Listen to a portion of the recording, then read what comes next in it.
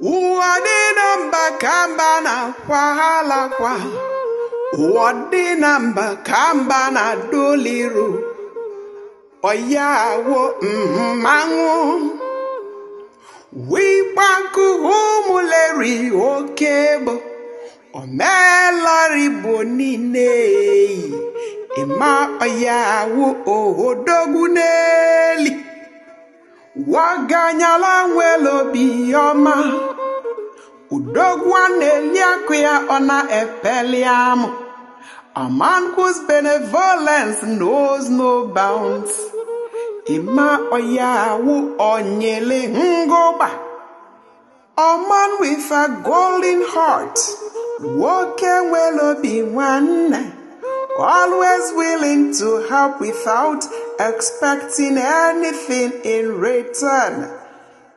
Igbo Baba kankuzi aligolu, your unlimited kindness and generosity, jana waligezi, mwigbe huye ani kwete fuo.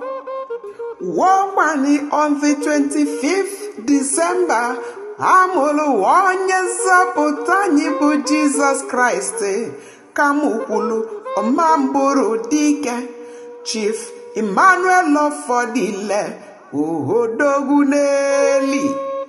He was born on the brightest day of the year. No wonder he radiates so much light that darkness cannot comprehend. Happy birthday to a good man, Ikpo Baba. A man who deserves double the cake and double the cheer. Oyawu Enyiagamba.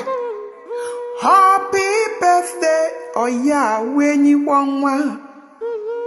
Arikeja na wale goji. Ezo chamoge.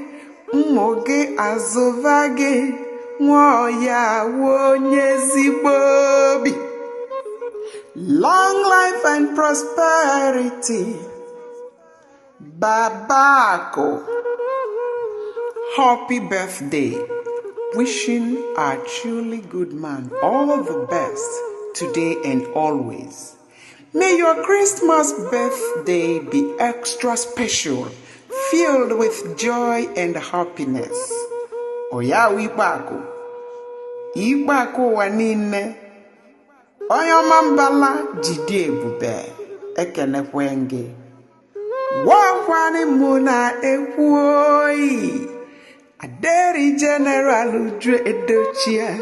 Okwani muna ekwu. Ana mekwuzi kwe ka mmadụ.